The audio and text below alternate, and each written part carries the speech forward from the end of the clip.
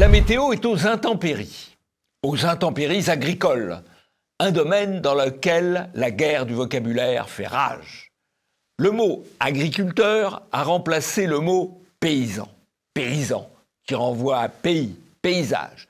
Agriculteur, un mot que les deux syndicats les plus contestataires ont abandonné.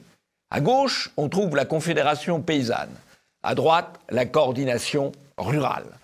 Ces hommes et ces femmes viennent de leur province et de leur terroir, non de territoires abstraits, comme aimeraient le croire les communicants macronistes. Nous débutons dans l'image de la semaine par le discours de politique générale de Gabriel Attal et le journal Le Parisien titre sur ses promesses aux Français. Jean-Yves.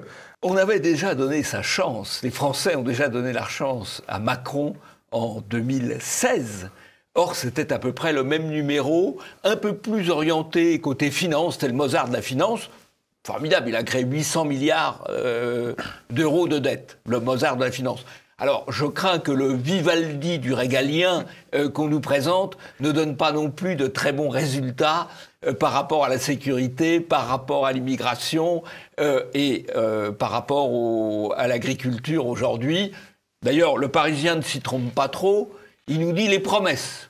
Les promesses dont on sait qu'elles n'engagent, selon une formule politique bien connue, que ceux qui les reçoivent. Pourtant, il a parlé de désmicardiser la France, de la débureaucratiser, de la débloquer. C'est plutôt pas mal. C'est des mots. Ce sont des mots. En fait, les discours sont faits à partir d'analyses de sondages, quantitatifs ou qualitatifs. On voit quels sont les mots qui plaisent et on les reprend, on les sert au public qui dit « Ah oui, c'est pas mal quand même ». Et derrière? Donc j'ai apporté des cartes, le jeu des 7 familles, si vous voulez bien y jouer. Bon, vu que je suis bon joueur, je vous laisse commencer. Alors, dans la famille politique, qu'avez-vous à me proposer? Je vous demande le conseiller ministériel d'Attal. Eh bien, la femme de ce monsieur Nézard, c'est la responsable du service politique du Monde, qui était contrainte de quitter son poste. Et oui, ce conseiller de Gabriel Attal qui avait qualifié, je cite, Marine Le Pen de pute et qui s'était inventé des origines populaires alors que son père était médecin. Mais ce n'est pas le seul exemple du jeu des 7 familles politico-médiatiques. On en a d'autres. Salamé avec Glucksmann. Glucksmann, Salamé, la position clé dans le service public. Glucksmann, tête de liste PS aux élections européennes. Trierweiler avec Hollande. C'est de l'histoire ancienne. Anna Cabana avec Blanquer. Ça, c'est récent. Elle avait même commenté l'absence de Blanquer pendant des vacances, alors qu'elle-même était en vacances avec Blanquer à Ibiza, je crois. C'était vraiment un sommet de l'art journalistique. Oudéa Castéra avec la famille Duhamel. Pour le coup, ils ne sont pas mariés, mais ils sont cousins. Non, mais alors Oudéa Castéra, c'est la nièce d'Alain Duhamel, oui. C'est la nièce de Madame Saint-Cric, c'est la cousine de Benjamin Duhamel. Là aussi, c'est très familial, cette affaire. Est-ce qu'on n'a pas parfois l'impression, en fait, d'être gouverné par une seule et même grande famille politico-médiatique? Il y a une oligarchie qui unit, effectivement, côté politique, côté médiatique. Il y a Thomas Soto aussi, qui, lui, Thomas Soto et avec compagne Mayada Boulos, la directrice du cabinet de l'ancien Premier ministre Jean Castex. Voilà, c'est une affaire un peu ancienne, voilà. Donc, tout ça. Alors, on voit d'ailleurs la montée en puissance des communicants. Puisque 2 des noms que nous avons cités, c'est des communicants du Premier ministre. Mais le communicant est aujourd'hui le personnage le plus important dans un cabinet ministériel. Les autres, ils font le boulot, mais ça n'a pas grande importance. Ce qui compte, c'est le communicant. Le dossier du jour est consacré à l'analyse, au décortiquage de la réponse par la communication du gouvernement à la crise des agriculteurs via 4 leviers: communication, délégitimation, diabolisation et subversion. Nous allons le voir. Jean-Yves, quel est votre décryptage de cette communication de Gabriel Attal? Attal, Attal, c'est de la communication. Uniquement de la communication. D'ailleurs, avant l'affaire des agriculteurs, la grande question de son équipe, c'était quelle va être comme Premier ministre son abaya. L'abaya, c'est ce qu'il avait utilisé, la lutte contre l'abaya, quand il était ministre de l'Éducation, pour apparaître en pleine lumière des médias. Et là, il se disait, mais bon sang, qu'est-ce qu'on va bien pouvoir trouver comme abaya? En fait, il y a eu l'agriculture, donc qui a supprimé en quelque sorte le besoin d'abaya, mais il a quand même mis un mot fort qui était censé porter dans son discours d'investiture, c'est désmicardisation. Désmicardisation. On ne sait pas d'ailleurs très bien ce qu'il met derrière, puisque il y a de plus en plus de smigards dans ce pays. On ne sait pas comment il va désmicardiser, mais c'était ça l'idée. Voilà. C'est la com, le vocabulaire. Deuxième moyen politico-médiatique pour répondre à la révolte des agriculteurs, c'est la délégitimation.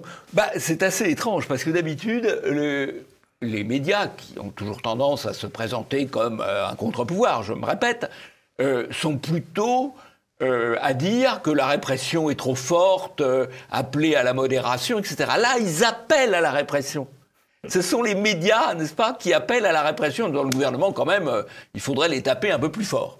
D'ailleurs, le gouvernement les entend, finalement, mais pas dans les médias. Troisième phase de la riposte du gouvernement et des médias pour lutter contre la révolte, c'est la diabolisation.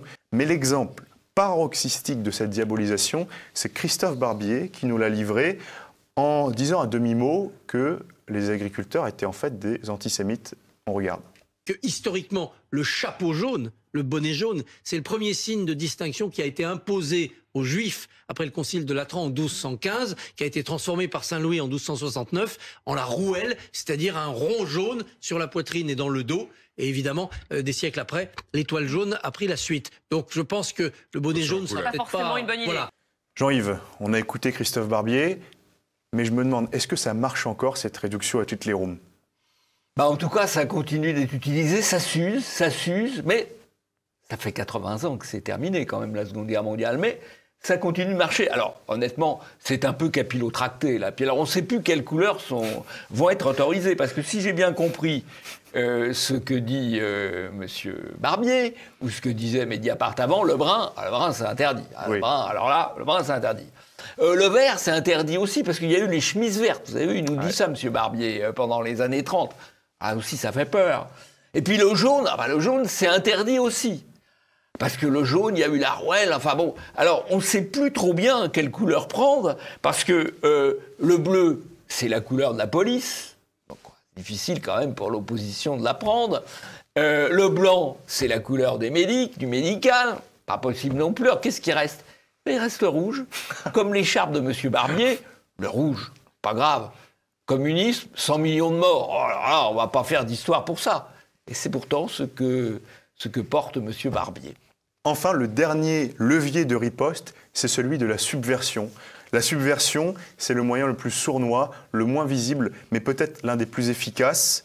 La subversion du mouvement par l'intérieur, par ses représentants. En effet, M. Jérôme Bail, désigné comme porte-parole du mouvement par les médias, semble de plus en plus proche du pouvoir. On le voit donner un petit papier au ministre.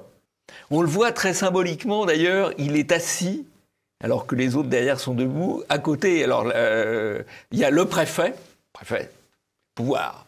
Il y a le ministre de l'Agriculture, le ministre, comme on dit, des territoires, ça doit être ça, M. Béchu. Et lui, à côté, il est parmi les officiels.